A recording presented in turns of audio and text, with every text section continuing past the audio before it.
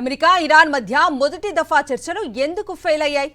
రెండో దఫా చర్చల్లో ఎందుకు ప్రతిష్టంభన నెలకొంది? ఇరాన్ మెలిక పెడుతోందా?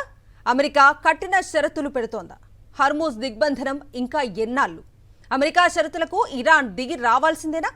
అణు కార్యక్రమంపై చర్చలు వాయిదా వేయాలి అంటున్న ఇరాన్ కోరికను ట్రంప్ మన్నిస్తారా? వాజీ స్టోరీ. అమెరికా ఇరాన్ మొదటి దఫా చర్చలు ప్రపంచ దేశాల్లో చాలా ఆసక్తిని రేకెత్తించాయి. ప్రపంచ దేశాల చూపంతా ఇస్లామాబాద్ వైపే మళ్లింది. ఉన్న ఫలంగా వాన్స్ చర్చలు విఫలమయ్యాయంటూ విమానం ఎక్కి వెళ్లిపోయాడు.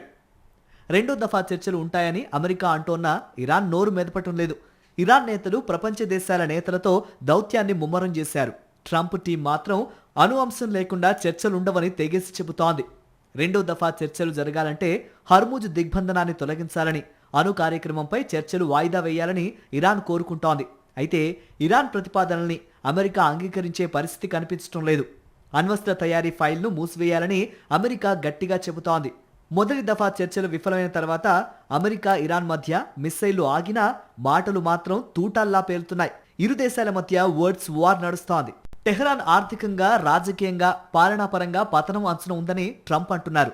యుద్ధంతో ఇరాన్ అంతర్గత సమస్యలోకి జారుకుందని అమెరికా పాలకులు చెబుతున్నారు. తమ ప్రతిపాదనలు అంగీకరించడం తప్ప టెహ్రాన్కు మరో మార్గం లేదని చెబుతున్నారు. అయితే వైట్ హౌస్ మాటలను ఇరాన్ తీవ్రంగా ఖండిస్తోంది. తమ నేతల మధ్య విభేదాలు లేవని ఇరాన్ ప్రభుత్వ అధికార ప్రతినిధి ప్రకటించారు. ఇరాన్ అణు ప్రణాళికలపై చర్చలు వాయిదా వేయడాన్ని తాము అంగీకరించమని అమెరికా విదేశాంగ మంత్రి మార్కో రూబియో అంటున్నారు. ఇప్పుడు తమ ఆలోచనలు అన్నీ ఇరాన్ను అణు కట్టడి చేయటమేనని చెబుతున్నారు.